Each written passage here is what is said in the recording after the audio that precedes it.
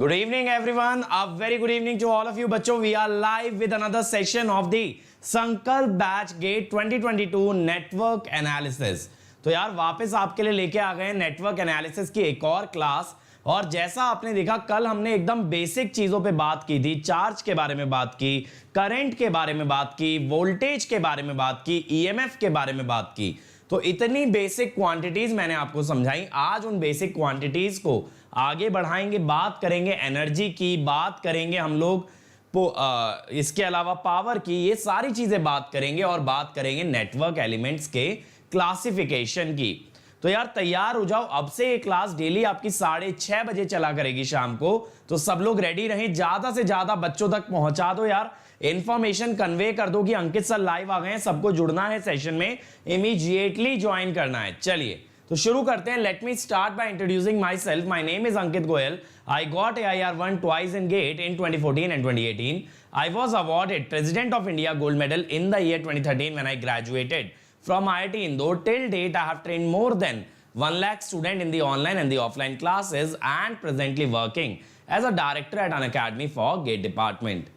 अब ये तो मेरे बारे में जानते हो बच्चों, लेकिन ये ध्यान रखो कि ये जो चैनल है आपके लिए, जो नया प्लैनेट ढूंढा गया है, ये सिर्फ और सिर्फ है ड्यू टू अनअकैडमी. क्योंकि अनअकैडमी एम्पावर करता है हर बच्चे को कि वो क्वालिटी एजुकेशन ले पाए, वो एक टॉप रैंक ऑब्टेन कर पाए. जो बच्चा एक सपना देखने में भी घबराता था कि मेरे पास रिसोर्सेज नहीं है, मैं कैसे रैंक लेकर के आऊंगा, आज की डेट में वो भी कंपीट कर सकता है उन बच्चों के साथ जिनके पास बहुत ज्यादा रिसोर्सेज हैं. और यार हमारे फ्री इनिशिएटिव जो है ना, आपके लिए सिर्फ और सिर्फ यूट्यूब तक रिस्ट्रिक्टेड नहीं है.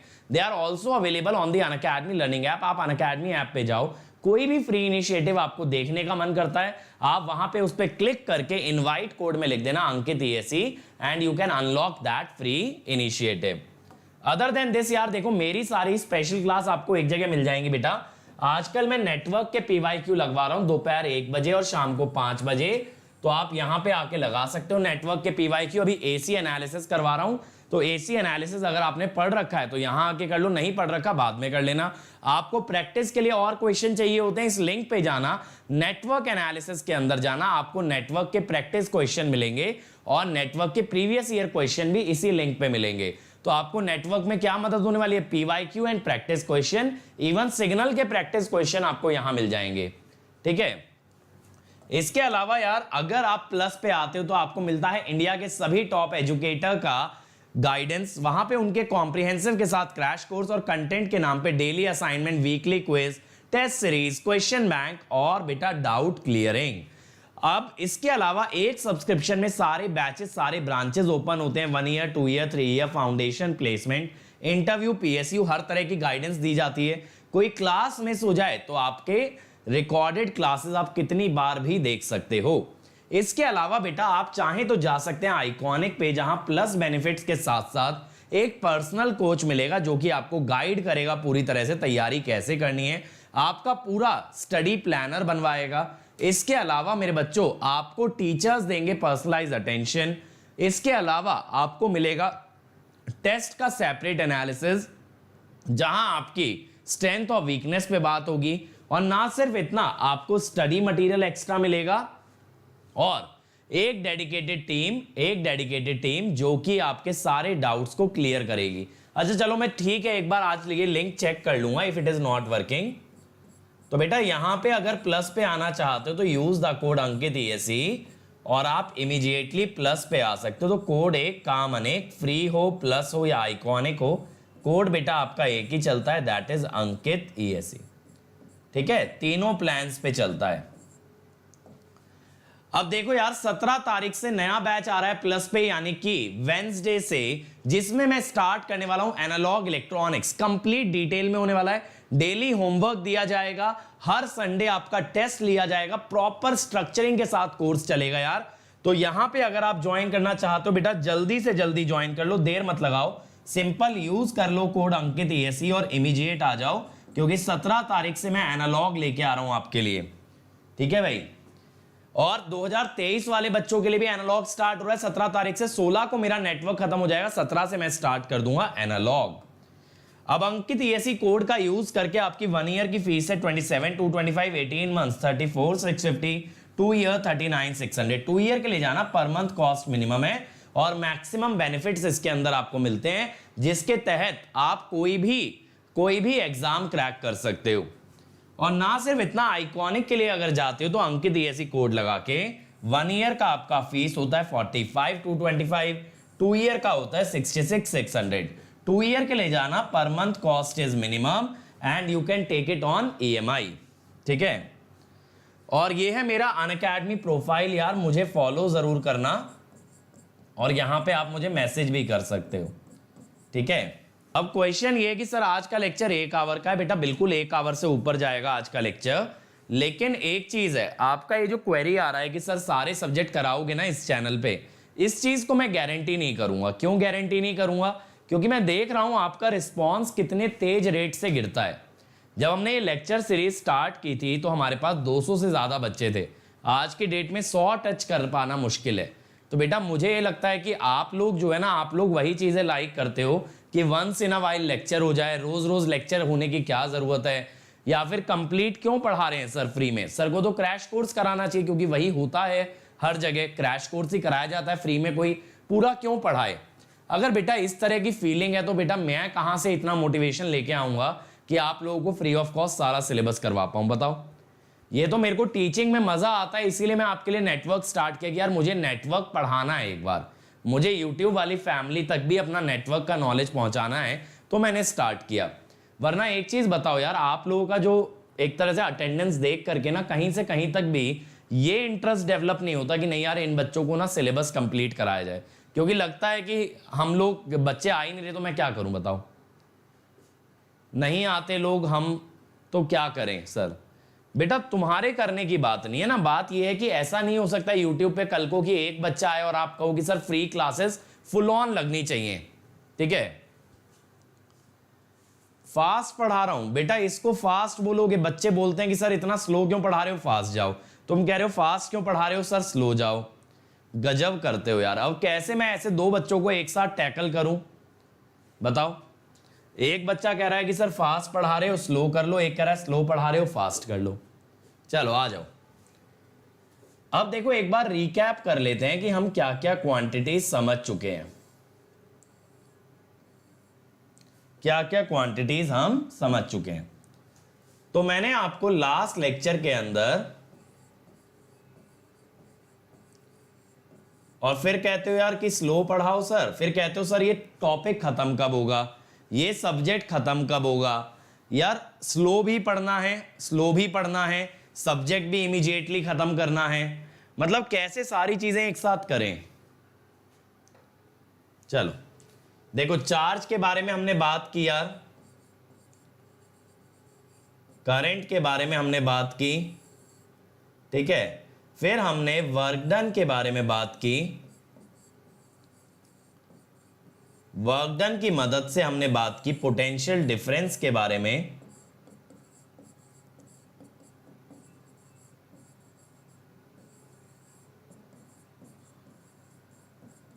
ठीक है,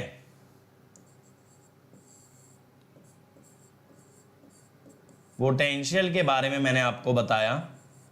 मैंने आपको बताया था अगर एक चार्ज को दो पॉइंट्स के बीच में मूव कराओगे तो पोटेंशियल डिफरेंस आएगा, ठीक है, इन्फिनिटी से एक पॉइंट तक लाओगे तो पोटेंशियल आएगा, ठीक है।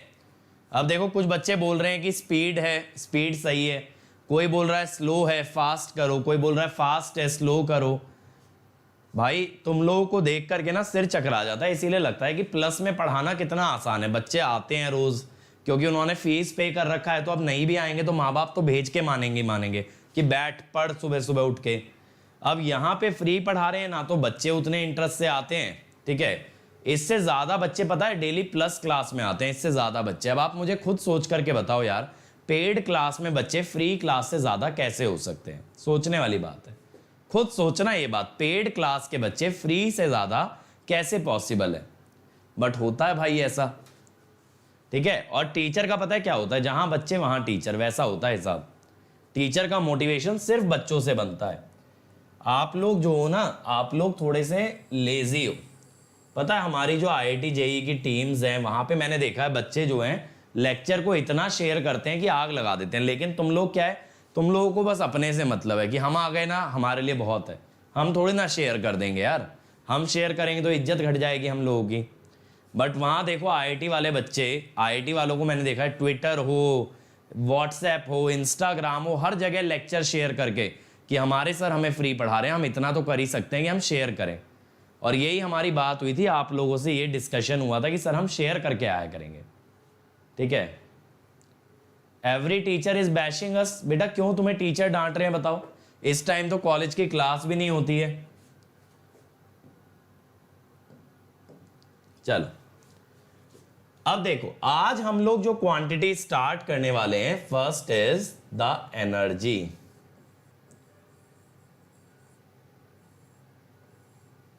अब देखो एनर्जी किसके करस्पॉन्डिंग होती है? Energy is basically related to the work done, ठीक है। Basically it is related to the work done. तो हम क्या कहते हैं कि वर्क डन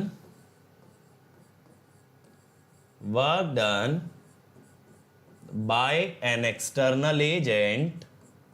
देखते चलना, कल मैंने बताया था ना दो तरह के वर्क डन है, एक तो जो मैं कर रहा हूं चार्ज को मूव कराने में, एक जो इलेक्ट्रिक फील्ड कर रही है। तो work done by external agent in moving charge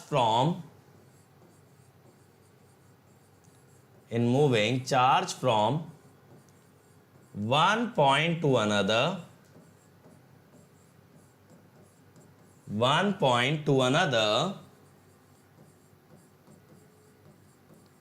is provided as energy to the charge। भाई जो वर्क डन मैंने किया चार्ज को मूव कराने में, बेसिकली उसे मैंने एज एनर्जी दे दिया। तो मैंने वो एनर्जी दिया और चार्ज ने वो एनर्जी लिया, ठीक है। बच्चे का माइंड डाइवर्ट किया जा रहा है।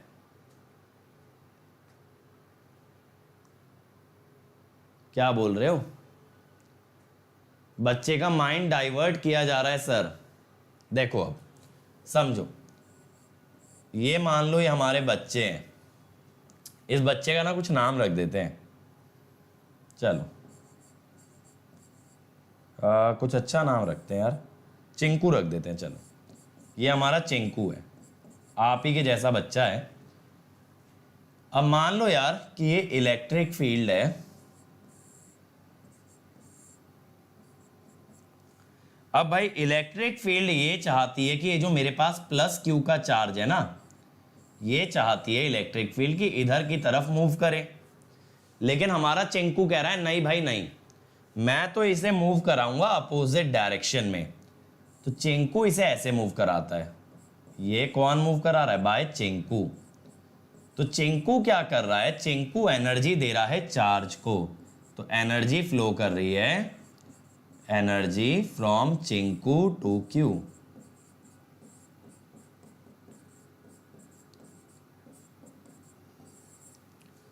तो बेटा देखो, जो इलेक्ट्रिक फील्ड है उसके अगेंस्ट जो वर्क डन कर रहा है चिंकू, तो he is providing energy to the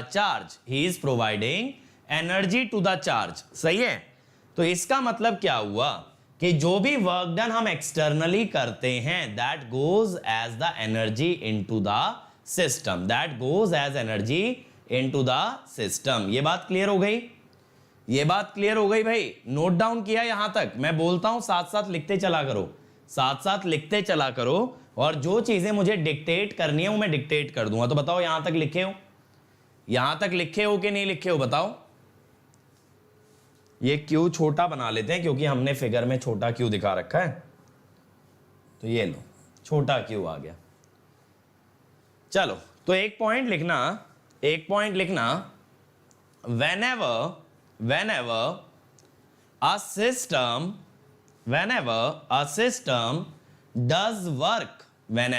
system does work in moving a charge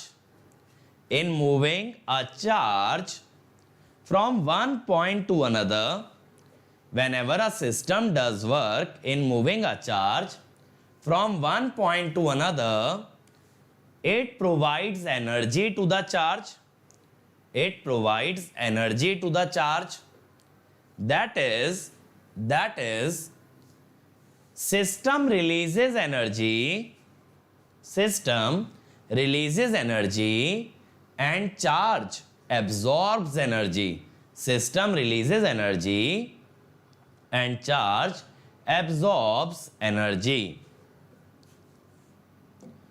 अब देखो यार क्या होता है, मैंने लास्ट क्लास के अंदर आपको एक चीज बताई थी, वर्क डन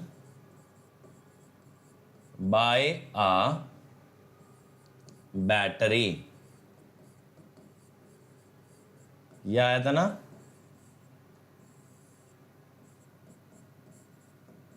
यह आया था। Now the work that battery does, the work that battery does in moving a charge,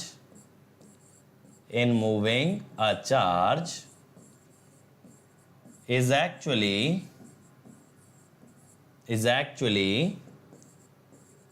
energy supplied by the battery, is actually energy supplied by the battery. समझ में आई वाली बात? मैं क्या बोल रहा हूं, जो काम बैटरी कर रही है एक चार्ज को मूव कराने में, एक्चुअली उतनी एनर्जी बैटरी डिलीवर कर रही है, कल मैंने आपको एक एग्जाम्पल भी दिखाया था ईएमएफ बना करके। तो बेटा जब कभी कोई ऐसा क्वेश्चन पूछ ले कि how much energy is delivered by the battery, तो आप ये पूछेंगे, पहले आप हमें ये बताएं बैटरी ने चार्ज कितना दिया। चार्ज में जब उसका ईएमएफ मल्टीप्लाई करोगे तो you will say this much energy is supplied by the battery. तो आप पहले क्या चेक करोगे, how much charge is supplied by the battery, then charge supplied multiplied by voltage or EMF is the energy supplied. समझ में आई मेरी बात चमकी भाई? तो हम क्या बोल रहे हैं, energy supplied is nothing but charge supplied multiplied by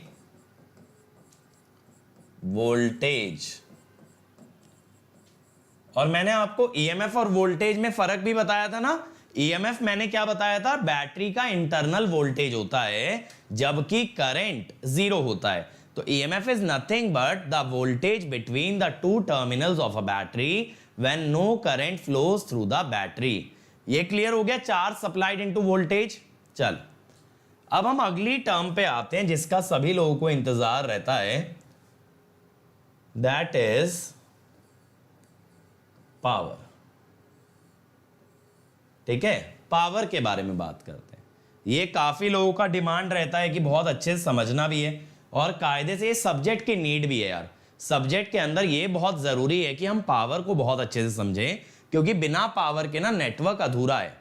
तो आपने देखो काफी क्वांटिटी समझ ली है, चार्ज, करंट, वोल्टेज, एनर्जी। अब बात है पावर की। अब पावर क्या होता है, देखो जैसे rate of flow of charge होता है करंट, ऐसे rate of flow of energy होता है पावर। तो पावर क्या है, the rate at which energy flows, the rate at which energy flows is called as power। तो पावर को ना हम देखो ऐसे लिखते हैं, PT is du by dt।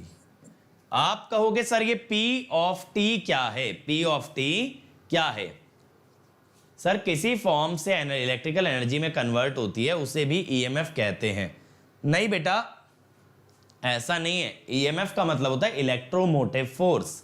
Electromotive force का मतलब होता है बैटरी की वो क्वांटिटी या बैटरी की वो प्रॉपर्टी जिस कारण से चार्ज पे फोर्स लगा के उसे मूव करा पाए।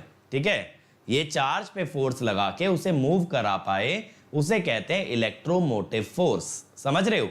ईएमएफ का मतलब है the property of a battery, the property of a battery by which it provides a force on the charge to flow the charge in the circuit या to circulate the charge in the circuit। समझ गए? चलो अब देखो, आप कहोगे sir ये P of T क्या लिख दिया? इसे कहते हैं मेरे बच्चों इंस्टेंटेनियस पावर। क्या कहते हैं? Instantaneous power. इसका मतलब ये होता है power as a function of time, power as a function of time. ठीक है, पावर जो समय के साथ वेरी कर रही है that is basically called as the instantaneous power. तो आपको विशाल सर ने ऑलरेडी सिग्नल के अंदर फंक्शन के बारे में बताया होगा। सिग्नल एंड फंक्शन से सर शुरुआत करते हैं। तो आपको पता है फंक्शन का मतलब क्या है? फंक्शन का मतलब ये होता है that it varies with certain independent variable, it depends on an independent variable.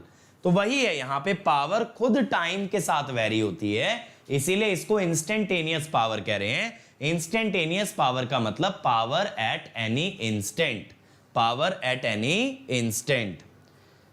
Subhadeep देखो यार, इंड्यूस्ड ईएमएफ के बारे में पढ़ोगे आप ईएमटी के अंदर, बट ईएमएफ स्पेसिफिकली ना तो गेट में आता ना ईएससी में आता। बैटरी एक सेपरेट टॉपिक ही है जो कि अदर एग्जाम्स के अंदर पूछा जाता है। रोहित बेटा, केमिकल एनर्जी जब इलेक्ट्रिकल में कन्वर्ट होती है ईएमएफ के माध्यम से होती है। इस कन्वर्जन को ईएमएफ नहीं कहते, समझो। कन्वर्जन को तो एनर्जी कन्वर्जन बोलेंगे, कन्वर्जन प्रोसेस को थोड़ी ना ईएमएफ बोलेंगे। कन्वर्ट होके ईएमएफ की फॉर्म में आती है जिससे कि एनर्जी डिलीवर की जाती है। बात समझ में आई भाई यहां तक सबको? चलो अब देखो भाई कैसे हम लोग पावर डिराइव करेंगे। How will we derive the power?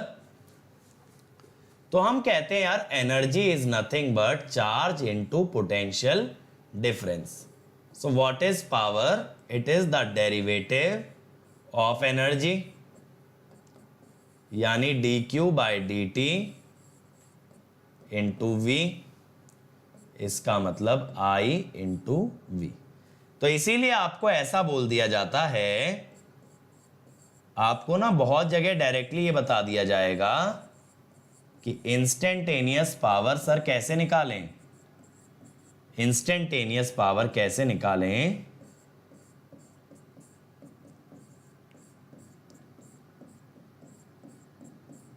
Vt into I of T.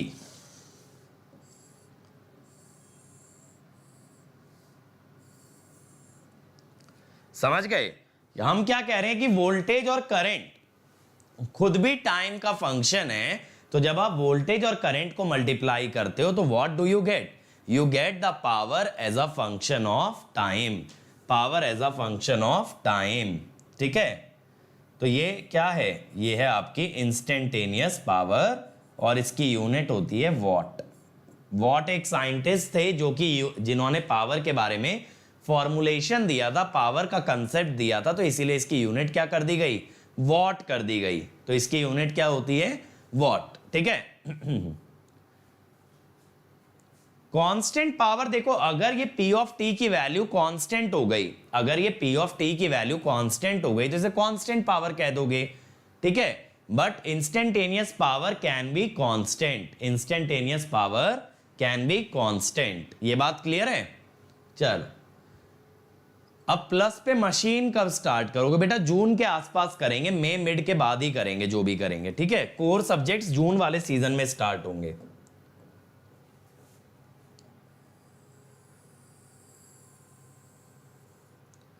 अब देखो पता है अभी दिक्कत क्या है? अभी दिक्कत ये है कि अब की बार ईएससी का एग्जाम डिले हो गया है ना।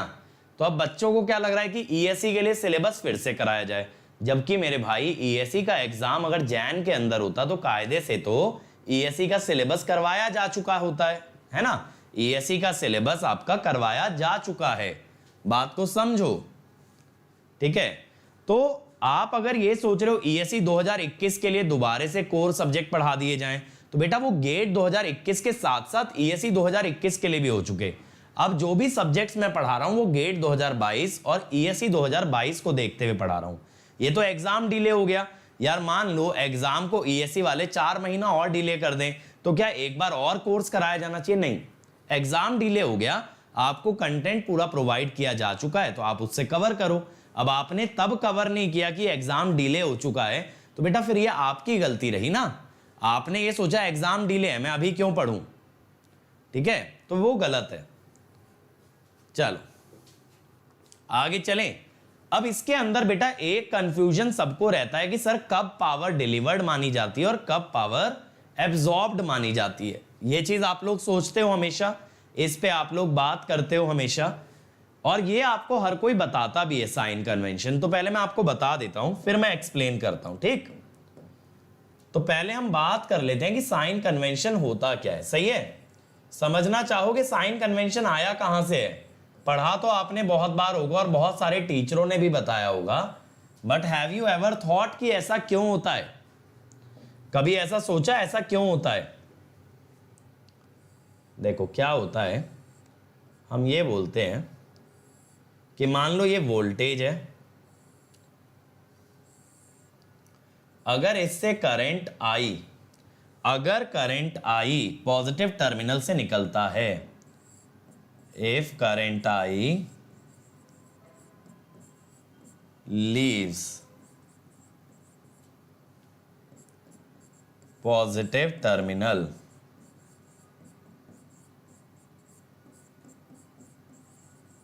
then power is delivered, ठीक है। तब हम कहते हैं power is delivered, power is delivered. ये बात क्लियर है? अब देखो यार इसके बाद क्या होता है, अगर करंट कभी पॉजिटिव टर्मिनल में एंटरिंग दिखा दो, मैं आपको इसके पीछे पूरा लॉजिक समझाऊंगा, फंडा समझाऊंगा। मान लो करंट ऐसे जा रहा है, अब आप ये देखो अगर तो करंट पॉजिटिव में घुस रहा है ना, तो इफ करंट आई, ये लिख लेना, ये तो आपको याद रखना ही है। ये मतलब ऐसा है कि आपको एग्जाम के लिए याद रहना चाहिए, enters positive terminal of voltage, if current I enters positive terminal of voltage, power is absorbed, ठीक है, power is absorbed। तो क्या सिर्फ इतना ही है, क्या सिर्फ इतना ही नॉलेज काफी है या फिर इतना ही पता होना काफी है? नहीं, और जानते हैं। तो यहां तक लिखा ना सब लोगों ने, ये इतना लिखा बेसिक कि बेटा अगर करंट पॉजिटिव टर्मिनल से छोड़ के गया तो बैटरी पावर दे रही है। किसे दे रही है आगे हमें मतलब नहीं है ना, पावर सप्लाइड और डिलीवर्ड एक ही बात है। किसे दे रही है आगे कुछ लगा होगा भाई जो पावर ले रहा होगा। अगर पॉजिटिव में घुसा तो ये बैटरी पावर ले रही है। सर बैटरी कैसे पावर ले सकती है? ठीक है, बैटरी कैसे पावर ले सकती है, ये कैसे हो सकता है? बेटा एक चीज सोचो, घर में आप लोगों के मैक्सिमम लोगों के पास इन्वर्टर या यूपीएस होता है ना, पावर बैकअप के लिए। तो जब लाइट आ जाती है तब वो बैटरी चार्ज होती है ना, जब लाइट आ जाती है तब आपकी बैटरी चार्ज होती है। वही चीज है, यहां ये बैटरी चार्ज हो रही है और यहां ये बैटरी डिस्चार्ज हो रही है। आप इसको और क्या कह सकते हो? इसको कह सकते हो डिस्चार्जिंग, डिस्चार्जिंग, और इसको आप कह सकते हो चार्जिंग। इसको क्या कह सकते हो? चार्जिंग। ठीक है बेटा, नेटवर्क में जबरदस्ती मशीन लेके तो नहीं घुसा जा सकता, मशीन में नेटवर्क ले जाया जा सकता है। अब नेटवर्क में मशीन ले आऊंगा तो जो मेरे ईसी वाले बच्चे हैं उनका तो उड़ जाएगा ऊपर से। ठीक है, चलो अब देखो यार, जरूरी तो नहीं ना हमेशा बैटरी हो सकता है मेरे भाई एक लोड हो सकता है एक लोड हो। लोड क्या होता है सर? बेटा लोड एक ऐसा एलिमेंट होता है जो एनर्जी लेता है, या फिर चलो लोड मत लिखो, यहां पे कोई भी एलिमेंट है, मुझे नहीं पता ये एक्स है, ये कुछ भी हो सकता है, ये बैटरी भी हो सकती है, ये आपका लोड भी हो सकता है, रेजिस्टेंस भी हो सकता है, कैपेसिटेंस भी हो सकता है, कुछ भी है, मुझे नहीं मालूम ये क्या है, बट इट इज समथिंग। अब यहां पे देखो, अगर आपने लिखा कि भाई ये V है और ये I है, तो आप ये देखो current I enters positive terminal of X। सोच के देखो ना यार, X का पॉजिटिव टर्मिनल यही तो है, प्लस है ना, तो ये भी प्लस ही होगा। मैंने आपको बताया था ना, मैंने आपको बताया था कि भाई जब आपका एक वायर से कनेक्टेड होते हैं दो पॉइंट, तो उन्हें एक ही पॉइंट माना जाता है। तो जब ये वायर से कनेक्टेड है तो ये प्लस है तो ये भी प्लस है। अब आप देखो करंट पॉजिटिव टर्मिनल में एंटर हो रहा है एक्स के, तो पावर एब्जॉर्ब्ड बाय एक्स, तो एक्स क्या कर रहा है भाई? पावर एब्जॉर्ब कर रहा है। ये आई कहां से पावर, इससे मुझे मतलब नहीं है, ये पावर आई कहां से, इससे मुझे मतलब नहीं है, मुझे बस क्या मतलब है, अभी एक्स की नजरिए से अगर देखूं तो मैं पावर ले रहा हूं, तो मैं पावर ले रहा हूं। अब ऐसे ही देखो,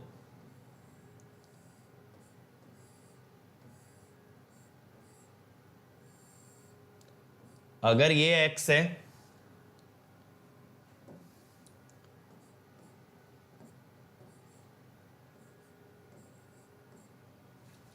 तो यहां पे क्या हो रहा है? I leaves positive terminal of V, therefore energy is delivered by X, energy या पावर है ना।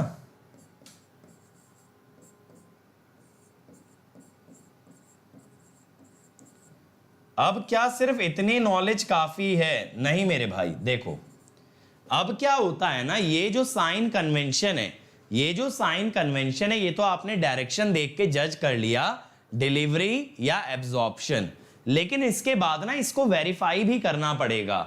आपको ये भी चेक करना पड़ेगा क्या जो आपने माना है, क्या जो आपने यहां लिखा है वो सही भी है या नहीं। तो एक पॉइंट लिखना, एक पॉइंट लिखो, based on current direction, based on current direction with respect to voltage polarity, based on current direction with respect to voltage polarity, we deduce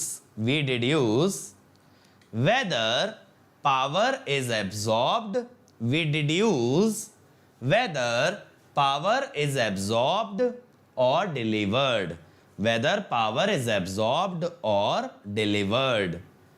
ये पॉइंट लिखा यहां तक, यानी कि करंट की डायरेक्शन देखनी है किसके रेस्पेक्ट में? वोल्टेज के रेस्पेक्ट में, यानी वोल्टेज के पॉजिटिव टर्मिनल से करंट निकल रहा है, उसमें एंटर कर रहा है, क्या हो रहा है ये देखो, ये देखो, ठीक है।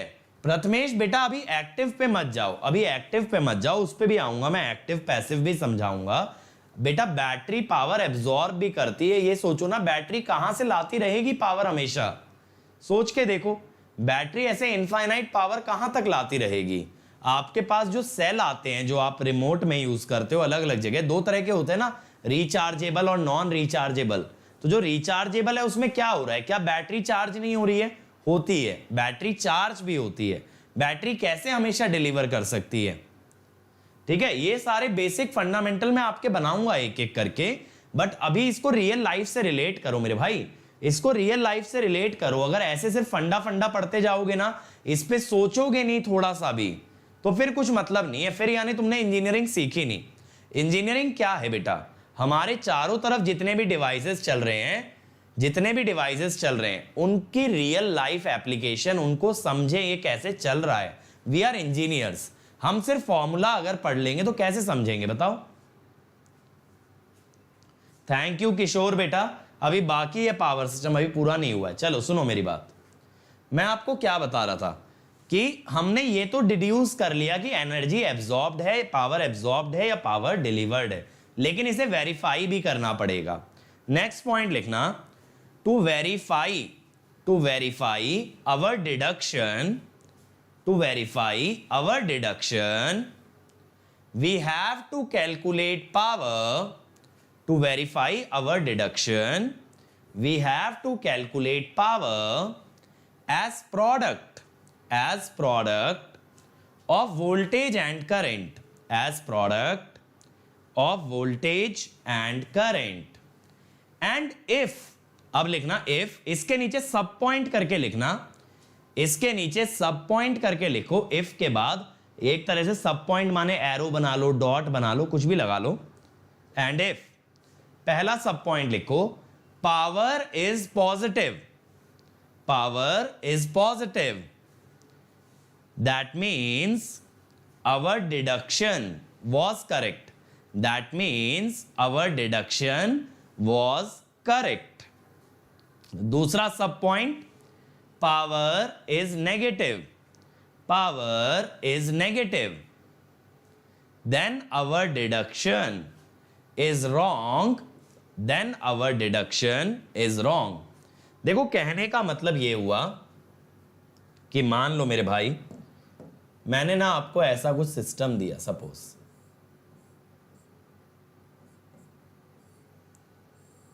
इसके नीचे ना ये डायग्राम बना के लिखना भी जो मैं लिखवा रहा हूं। मान लो मैंने ऐसा सिस्टम दिया, अब आप देखते ही कहोगे कि भैया पावर तो यहां एब्जॉर्ब हो रही है, लेकिन मैं क्या कह रहा हूं मेरे भाई, पावर को निकाल भी लो। अगर अब ये पॉजिटिव आई तो आपने सही माना था, एब्जॉर्ब ही है, लेकिन बेटा अगर ये नेगेटिव आई तो इसका मतलब आपने गलत माना हुआ है, यहां पावर डिलीवर्ड है। यानी पहले आप साइन देख के कुछ मान लो, साइन के हिसाब से आप एब्जॉर्प्शन या डिलीवरी मान लो। अब वैल्यू निकालो, वैल्यू पॉजिटिव आई तो आपने सही माना था, और वैल्यू नेगेटिव आई तो आपने गलत माना था। ठीक है,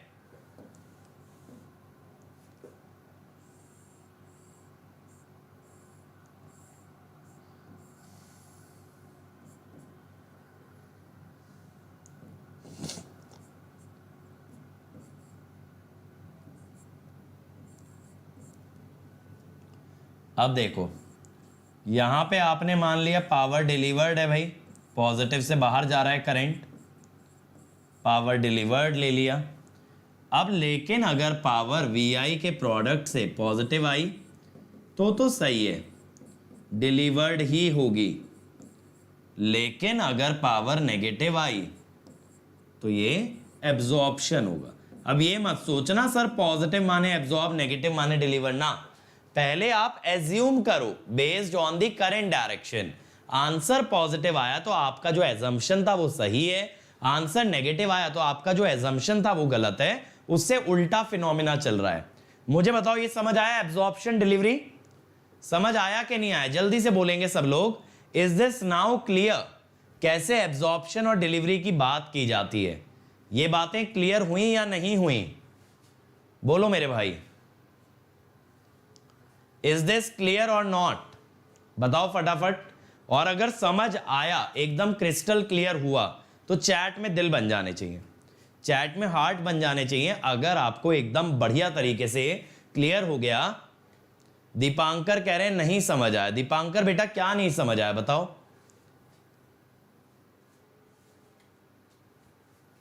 सौरभ देखो एलॉयज की जो रेजिस्टिविटी है ना वो मेटल से तो ज्यादा होती है, क्योंकि क्या होता है दो अलग अलग अगर आप साइज के एटम्स को कंबाइन करते हो तो इलेक्ट्रॉन्स के लिए हिंड्रेंस बढ़ जाता है फ्लो करने में। चलो ये देव कुमार नो लिख रहे हैं, भाई क्या लिख रहे हो नो बताओ तो सही, क्या चीज में दिक्कत आ रही है? चलो अरे तो बताओगे भाई नहीं समझ आया सर, नहीं में तो कुछ तो क्या ऐसी चीज है जो नहीं क्लियर हुई? मैंने बताया आप करंट की डायरेक्शन देखो, यहां करंट पॉजिटिव में घुस रहा था, आपने एब्जॉर्प्शन माना, सही माना, पॉजिटिव में घुस रहा है माने एब्जॉर्ब है, लेकिन वैल्यू भी तो निकाल के चेक करो, V और I के प्रोडक्ट की वैल्यू निकालो, अगर पॉजिटिव आई तो आपने सही माना है, एब्जॉर्प्शन ही है। अगर वैल्यू नेगेटिव आ गई, आप यहां देख के कह रहे हो एब्जॉर्प्शन है, लेकिन आपका आंसर नेगेटिव आया, इसका मतलब है डिलीवरी है, फिर एब्जॉर्प्शन नहीं है। ऐसे ही उल्टा देखो, यहां पॉजिटिव से करंट बाहर आया यानी डिलीवर माना मैंने, करंट को देख के मैंने बोला डिलीवर्ड है। अगर आंसर भी पॉजिटिव आया तो सही सोचा आपने, डिलीवर्ड है। आंसर अगर नेगेटिव आया तो इसका क्या मतलब है, एब्जॉर्प्शन है। तो आपने जो भी करंट को देखते हुए माना है वो सही होगा अगर आंसर पॉजिटिव आता है, और वो नहीं सही होगा अगर आंसर नेगेटिव आता है। अब बताओ क्लियर हुआ दीपांकर? अब बोलो बेटा क्लियर हुआ? दीपांकर बताएगा मुझे, और फिर मैं आपको इसके पीछे का लॉजिक बताऊंगा, ये एब्जॉर्प्शन डिलीवरी आ कैसे रहा है। मजा आएगा आपको सुन के, क्योंकि देखो यहां तक तो आपको हर कोई बता देगा यार, हो सकता है इतना डिटेल में कोई ना जाए, यहां तक तो हर कोई बताएगा, हर किताब में भी गिवन होगा, लेकिन मुझे ये जानना है, आज ही मेरे दिमाग में क्लिक हुआ, क्योंकि मैं आपको एकदम बेसिक से चीजें पढ़ा रहा हूं, मैं आपको बेसिक से चीजें पढ़ा रहा हूं, तो इसीलिए मेरे को क्लिक हुआ कि कैसे ये एक्सप्लेन करूं, मतलब ये फिनोमिना कैसे मैं समझाऊं, ये भी समझाता हूं। ठीक है, चल अब क्लियर हो गया ना। चल अब बात है साइन कन्वेंशन आया कैसे, है ना? समझना चाहोगे या स्किप कर दूं कि साइन कन्वेंशन आया कैसे? जल्दी बोलो। अरे सौरभ ऐसे समझ लो, एलॉयज की कंडक्टिविटी दोनों मटेरियल के बीच में होती है, ठीक है? चलो अब बताओ, ये समझना चाहोगे? जल्दी बताओ कि ये साइन कन्वेंशन आया कैसे, ये जानना चाहोगे, या फिर ठीक है कि साइन कन्वेंशन है काफी है, ऐसा ही होता है? अच्छा चलो यस लिख रहे हैं, तो हम ऐसे क्वेश्चन बना के लिख लेना, आप ना अपने नोट्स में क्वेश्चन बना के लिख लेना, how sign convention, how sign convention of power has been derived।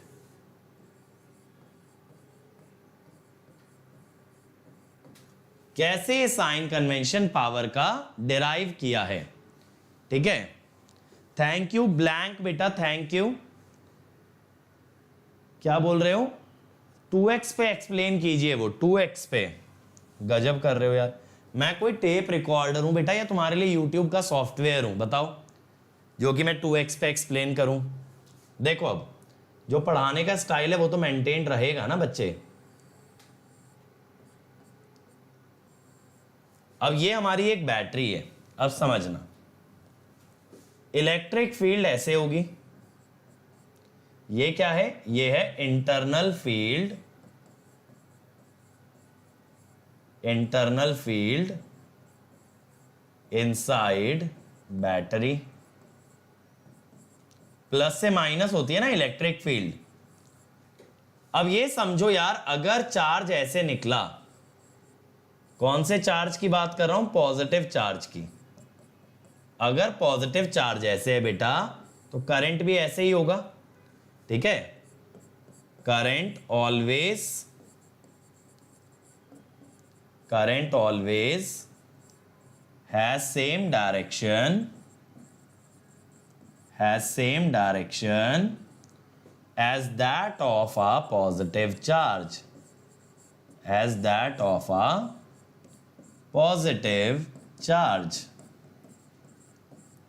Current की डायरेक्शन पॉजिटिव चार्ज जैसी ही हमेशा आती है, ठीक है? अब देखो जरा, करंट पॉजिटिव चार्ज से निकला, सॉरी करंट अगर ऐसे निकला तो यहां पे इन अबव डायग्राम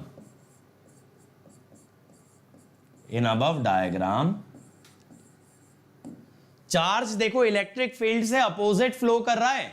सुनो मेरी बात, चार्ज इलेक्ट्रिक फील्ड से अपोजिट फ्लो कर रहा है। इलेक्ट्रिक फील्ड से अगर अपोजिट चार्ज जा रहा है तो बैटरी को वर्क तो करना पड़ेगा भाई। इलेक्ट्रिक फील्ड के अपोजिट ले जाने में जैसे हमारे चिंकू ने काम किया था, ऐसी बैटरी को काम करना पड़ेगा। In above diagram charge flows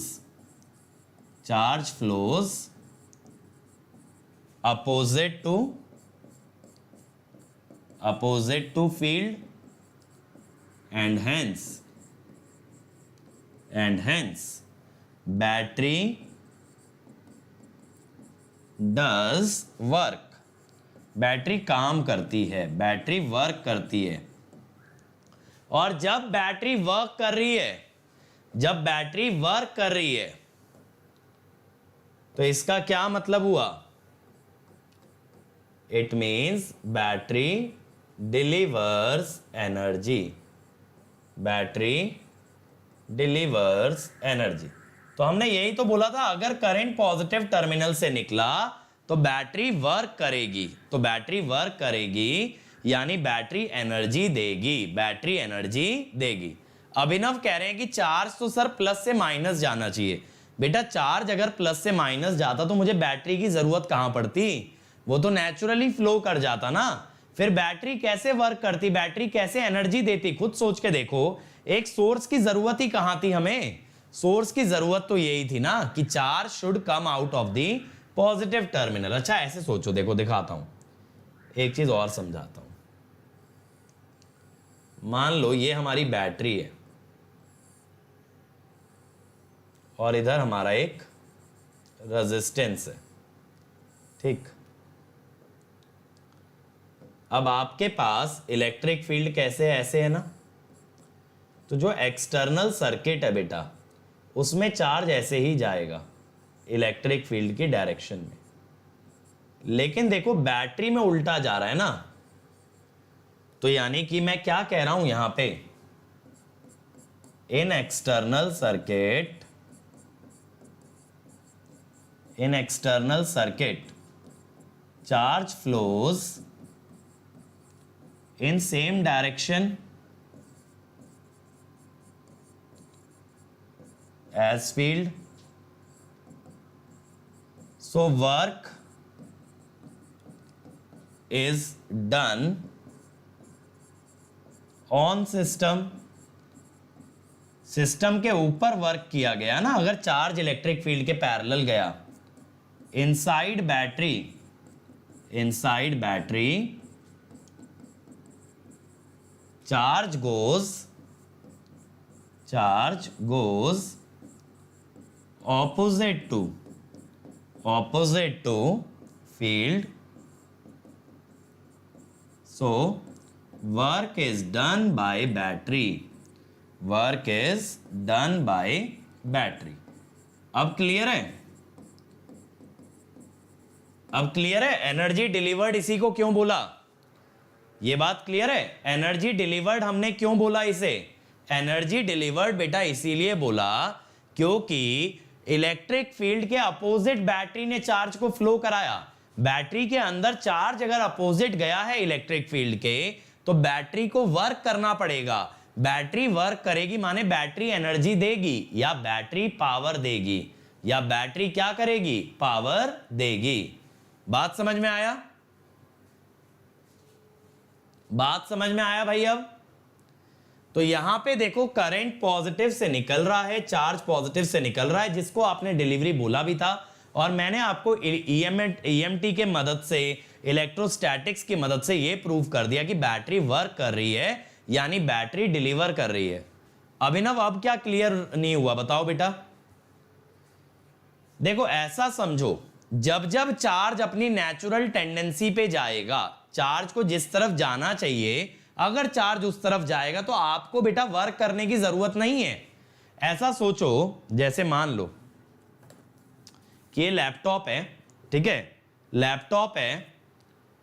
अब यहां पे आपका ना डाउनवर्ड स्लोप है, तो यहां पे क्या है, आपने जब इस मार्कर को छोड़ा, ये अपने आप नीचे आ रहा है, देखो अपने आप नीचे आ रहा है, तो क्या मुझे वर्क करने की जरूरत है? नहीं, लेकिन बेटा इसको ऊपर चढ़ाने में मुझे वर्क करना पड़ेगा, यानी जो इसकी नेचुरल टेंडेंसी है उसमें मेरे को वर्क नहीं करना पड़ता, लेकिन जो इसकी नेचुरल टेंडेंसी है उसके अपोजिट जाने में वर्क करना पड़ता है। तो चार्ज को कायदे से प्लस से माइनस जाना चाहिए था, लेकिन बैटरी की काबिलियत तो तभी है जब उसे माइनस से प्लस ले गई, तभी तो बैटरी ने वर्क किया। अगर प्लस से माइनस बैटरी के अंदर चार्ज जा रहा होता तो बैटरी वर्क नहीं कर रही होती, बैटरी पे वर्क हो रहा होता, बैटरी पावर डिलीवर नहीं कर रही होती, बैटरी पावर एब्जॉर्ब कर रही होती। ठीक है, अब समझ में आया?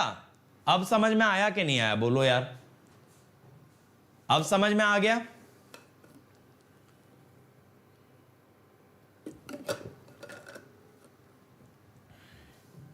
सब लोगों को समझ आया? मजा आया? ये कॉन्सेप्ट एक्चुअली मैंने पहली बार पढ़ाया है, मैं भी पहले उतना ही पढ़ाता था, एब्जॉर्प्शन डिलीवरी, लेकिन अब आप लोगों का एंथू देख के, आप लोगों से इंटरेक्ट करके लगा कि और थोड़ा सा आगे की बात करते हैं। क्यों हम लोग वहीं तक रुके जहां तक सब रुक जाते हैं? क्यों ना थोड़ा सा और एडवांस लेवल पे बात करें, है ना? अब इसका उल्टा तो समझ ही गए होगे, उल्टा तो समझाने की जरूरत नहीं है ना। डिलीवरी का एब्जॉर्प्शन, चार्ज अंदर जा रहा होगा, नेचुरल डायरेक्शन में जा रहा है तो बैटरी पे वर्क हो रहा है, बैटरी पे वर्क हो रहा है तो बैटरी डिलीवर नहीं कर रही, बल्कि बैटरी क्या कर रही है? एब्जॉर्ब।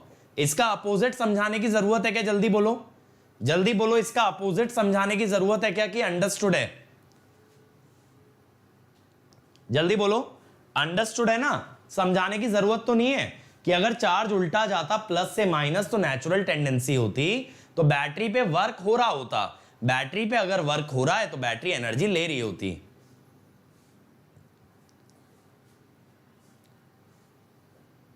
ये देखो ना, इलेक्ट्रिक फील्ड ऐसे ही तो है बेटा, यही तो इलेक्ट्रिक फील्ड है, तो चार्ज और इलेक्ट्रिक फील्ड पैरेलल तो हैं। Q flows parallel to field.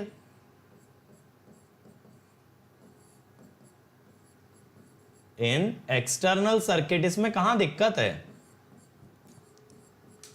Parallelly तो जाते दिख रहे हैं, इलेक्ट्रिक फील्ड डाउनवर्ड है, करंट भी डाउनवर्ड है, चार्ज भी डाउनवर्ड है।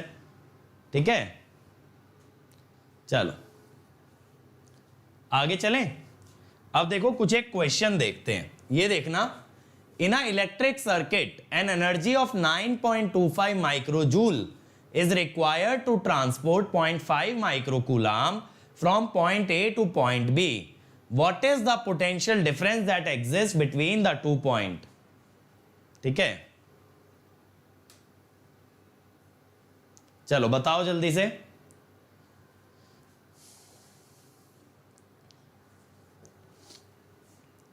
और मैंने आपको बताया, देखो जिस किसी बच्चे को ज्यादा क्वेश्चन लगाने हैं, जो मैं आपको अपनी स्पेशल क्लासेस का लिंक देता हूं, वहां मैंने 300 क्वेश्चन करा रखे हैं, तो आप वहां जाके लगा लेना।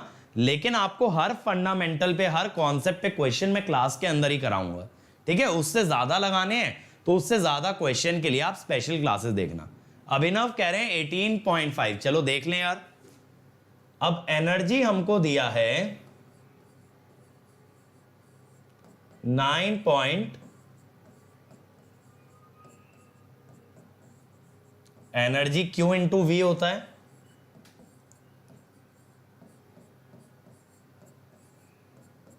अब चार्ज कितना? 0.5 माइक्रो कूलाम इंटू वोल्टेज, तो वोल्टेज कितना हुआ? Very good.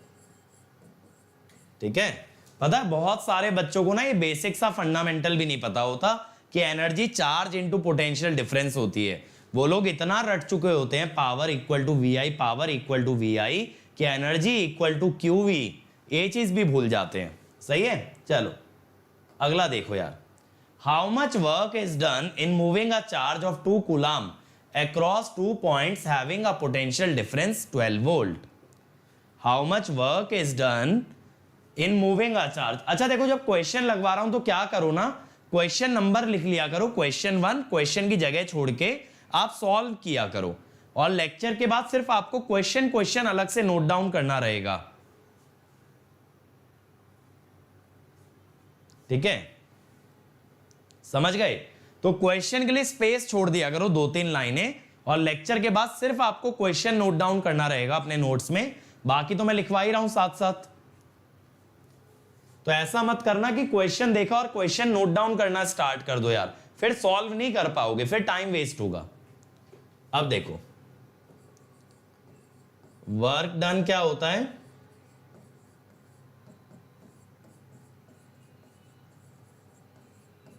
Charge into potential difference. ठीक है, अब 2 कूलाम का चार्ज है, 12 वोल्ट का पोटेंशियल डिफरेंस है, 24 जूल का वर्क डन आया। बहुत ही बढ़िया भाई।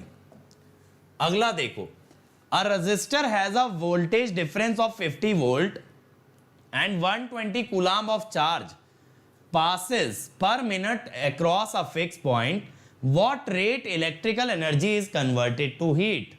कितने रेट से इलेक्ट्रिकल एनर्जी हीट में बदल रही है, ये आपको बताना है। चलो जल्दी से निकालो, कितने रेट से इलेक्ट्रिकल एनर्जी आपकी हीट बन रही है, रेट पूछा है, ध्यान रखना।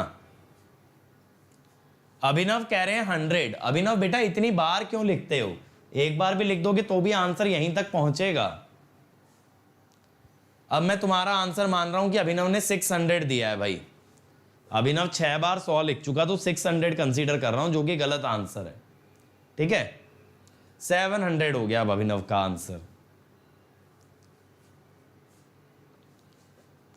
अक्षत लिख रहे हैं 100, बाकी लोग बताओ। अभिनव का तो गलत हो गया भाई, 700 आ गया।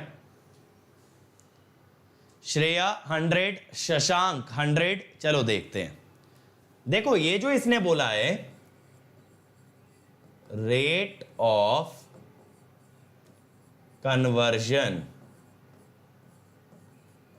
Of electrical energy, rate of conversion of electrical energy is basically what, power.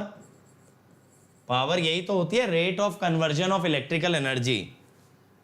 तो पावर कितनी होती है यार आपकी, पावर होती है करंट और वोल्टेज का प्रोडक्ट। अब वोल्टेज आपको दिया है भाई 50 वोल्ट, करंट क्या होगा, charge per unit time, charge per unit time, तो ये हो गया 100 watt. This will be 100 watt. ठीक है, charge per unit time will be 100 watt. अगला, work equal to 136 joule is expended in moving 8.5 into 10 to the power 18 electron between 2 points. What is the potential difference between the 2 points? चलो करो भाई, कितना potential difference है, चलो फटाफट से निकालो। What is the potential difference between the 2 points? Come on everyone.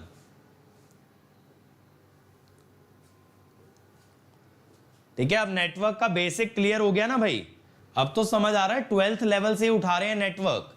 मैं तो आपको 12th वाले फंडे भी पढ़ा रहा हूं भाई। 12th में चार्ज पढ़ते हो, करंट पढ़ते हो, हर वो चीज कर रहे हैं कि नहीं कर रहे हैं बताओ। तो मैं ऐसा मान के ही नहीं चल रहा कि मेरे बच्चों को 12th का भी डिटेल्ड नॉलेज है। मैं ये मान रहा हूं कि एकदम वो बच्चे मेरे पास बैठे हैं इस समय पे जिन्होंने कभी नेटवर्क को टच ही नहीं किया है, अब वो नेटवर्क सीखना चाहते हैं। तो उस लेवल पे आपको ये पढ़ाया जाएगा, और उसके बाद ये देखना कि नेटवर्क का कोई भी सवाल टफ से टफ आप क्रैक कर लोगे, उस लेवल तक आपको लेके जाया जाएगा। यानी जिस बच्चे ने नेटवर्क को कभी लगाया नहीं, वो नेटवर्क का PYQ 100% सॉल्व कर दे, उस लेवल तक मुझे लेके जाना है। प्रथमेश कह रहे हैं 1.0625 मिलीवोल्ट, अभिनव 2.56, प्रियाव्रता 99.84। बेटा काफी अलग अलग सवाल आ रहे हैं। चलो चलो चलो जल्दी बताओ। अभिनव कह रहे हैं 100, देख लेते हैं यार। देखो इतना टफ थोड़ी है, नंबर ऑफ इलेक्ट्रॉन आपको दे दिया है ना, ये नंबर ऑफ इलेक्ट्रॉन है। तो आप इसके थ्रू क्या निकाल सकते हो, टोटल चार्ज निकाल सकते हो नंबर ऑफ इलेक्ट्रॉन्स को देख के।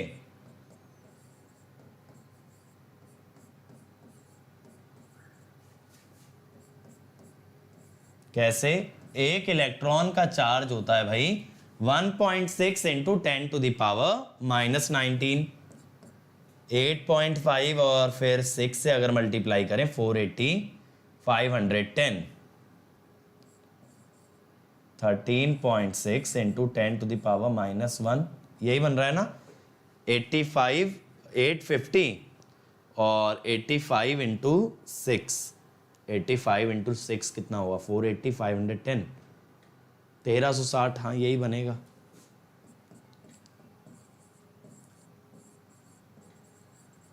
ये हो गया, ठीक है।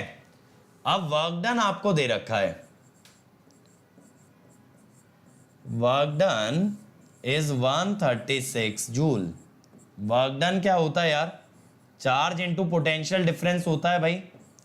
तो यहां पे पोटेंशियल डिफरेंस कितना आ गया? 100 वोल्ट्स। कितना आ गया? 100 वोल्ट्स।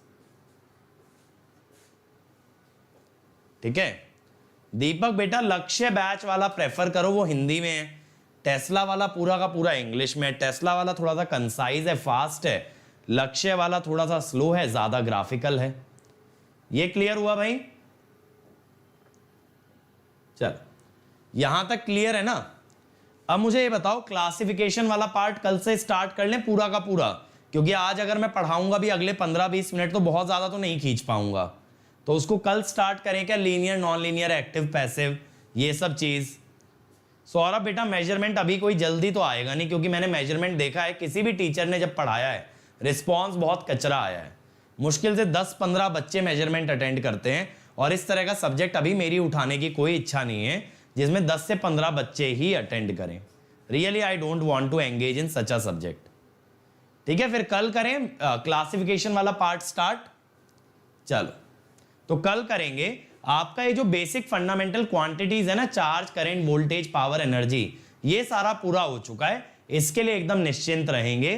कल मैं आपको फिर बताऊंगा कि एक्टिव पैसिव कैसे देखते हैं, लीनियर नॉन लीनियर क्या है, क्या उनका सिग्निफिकेंस है, ये सारी चीजें कल बताऊंगा। ठीक है भाई? तो बच्चों देखो, अगर आपको अनअकैडमी ज्वाइन करना है तो स्कॉलरशिप टेस्ट होने वाला है बेटा 14 मार्च को 11 बजे।